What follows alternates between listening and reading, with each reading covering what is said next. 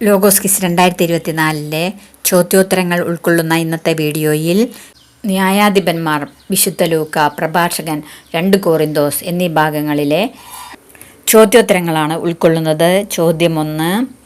കാനാൻ ദേശത്ത് പ്രവേശിച്ച് വാസമുറപ്പിച്ച ഇസ്രായേൽ ഗോത്രങ്ങളെ ജോഷുവയുടെ മരണത്തിന് ശേഷം സാവൂളിൻ്റെ മരണം വരെയുള്ള കാലഘട്ടത്തിൽ ബാഹ്യശത്രുക്കളിൽ നിന്ന് രക്ഷിക്കാൻ നിയുക്തരായവർ ആരാണ്? ഉത്തരം: ന്യായാധിപന്മാർ. ചോദ്യം 2. അദോണിബെസെക്ക് പലായനം ചെയ്തു. അവർ പിന്തുടർന്ന് അവനെ പിടിച്ച് മുറിച്ചു കളഞ്ഞു. ഉത്തരം: കൈകാലുകളുടെ പെരുവിരലുകൾ. ചോദ്യം 3. എന്ത് ആക്രമിച്ചു കീഴടക്കുന്നവന് എൻ്റെ മകൾ അക്സായെ ഭാര്യയായി നൽകുമെന്നാണ് കാലബ് പറഞ്ഞത്? ഉത്തരം: കിരിയാത്ത് സേഫർ. ചോദ്യം 4. കർത്താവിൻ്റെ ദൂതൻ എവിടെ നിന്നാണ് ബോക്കിമിലേക്ക് ചെന്നത്? ഉത്തരം: ഗിൽഗാലിൽ നിന്ന്. ചോദ്യം 5. ഇസ്രായേൽ ജനത്തെ കർത്താവ് ആർക്കാണ് ഏൽപ്പിച്ചു കൊടുത്തത്? ഉത്തരം: കവർച്ചക്കാർക്ക്. ചോദ്യം 6. കാനാനിലെ യുദ്ധങ്ങളിൽ പങ്കെടുത്ത് പരിചയം സിദ്ധിച്ചിട്ടില്ലാത്ത ഇസ്രായേൽക്കാരെ പരീക്ഷിക്കാൻ വേണ്ടി കർത്താവ് ആരെയാണ് ശേഷിപ്പിച്ചത്? ഉത്തരം: കുറേ ജനതകളെ. ചോദ്യം 7. മെസോപ്പൊട്ടാമിയ രാജാവായ ആരെയാണ് കർത്താവ് ഒത്നിയേലിൻ്റെ കയ്യിൽ ഏൽപ്പിച്ചു കൊടുത്തത്? ഉത്തരം: കുഷാൻജി ഷാത്തായിമിനെ. ചോദ്യം 8. ഇസ്രായേൽ ആരുവശമാണ് മൊബാബ് രാജാവായ എഗ്ലോന് കാഴ്ച കൊടുത്തയച്ചത്? ഉത്തരം: ഏഹൂദിൻ്റെ കൈവശം. ചോദ്യം 9. ഏഹൂദിനു ശേഷം ഇസ്രായേൽ വീണ്ടും കർത്താവിൻ്റെ മുമ്പിൽ തിന്മ ചെയ്തു. അപ്പോൾ കർത്താവ് അവരെ ആർക്കാണ് ഏൽപ്പിച്ചു കൊടുത്തത്? ഉത്തരം: ഹസോർ ഭരിച്ചിരുന്ന കാനാൻ രാജാവായ യാബീന് വിട്ടുകൊടുത്തു. ചോദ്യം 10. ഇസ്രായേലിൽ ന്യായപാലനം നടത്തിയിരുന്ന ദെബോറ പ്രവാചിക ആരുടെ ഭാര്യയാണ്? ഉത്തരം: ലെപ്പിദോത്തിൻ്റെ. ചോദ്യം 11.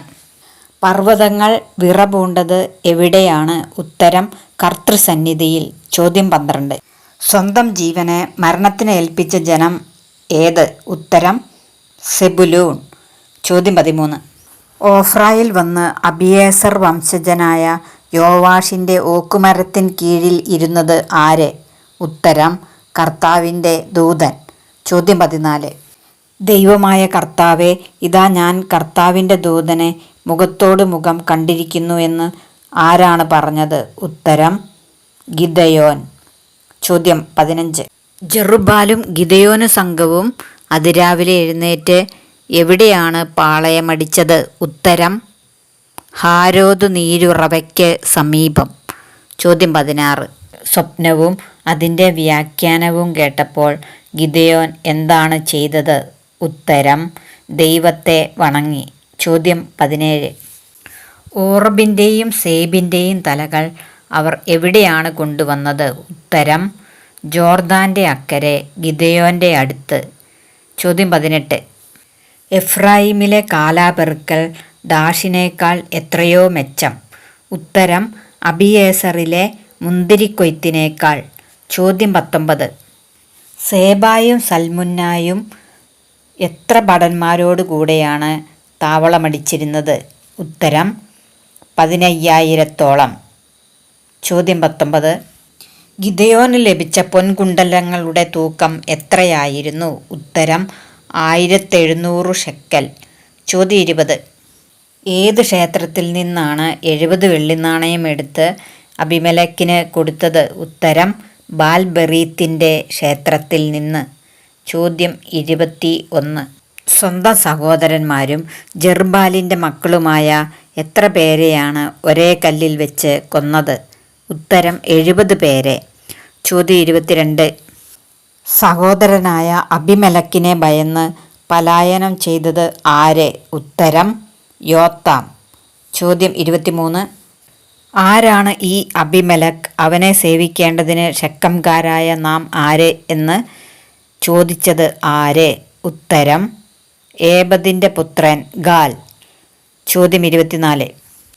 അബിമേലെക്ക് പടയാളികളുമായി ഏതു മലയിലേക്കാണ് പോയത്? ഉത്തരം: സൽമോൻ മലയിലേക്ക്. ചോദ്യം 25. അബിമേലെക്കിന് ശേഷം ഇസ്രായേലിനെ രക്ഷിക്കാൻ നിയുക്തനായത് ആര്? ഉത്തരം: തോല. വീണ്ടും കൂടുതൽ പ്രധാനപ്പെട്ട ചോദ്യോത്തരങ്ങളുമായി അടുത്ത വീഡിയോകളിൽ നമുക്ക് കാണാം. എല്ലാവർക്കും നന്ദി. മുഴുവൻ ക്രൈസ്തവ കുടുംബത്തിൻ്റെയും പ്രാർത്ഥനകൾ ദൈവമാതാവിലേക്ക് ഉയരണം. സമാധാന റാണി എന്നാണ് അവൾ വിളിക്കപ്പെടുന്നത്. വലിയ പരീക്ഷകളുടെയും കഷ്ടതകളുടെയും ഇടയിൽ അവൾ മാതൃസഹജമായ നന്മയുടെ സമൃദ്ധമായ ദാനങ്ങൾ വർഷിക്കാൻ വേണ്ടി അവളോട് പ്രാർത്ഥിക്കണം.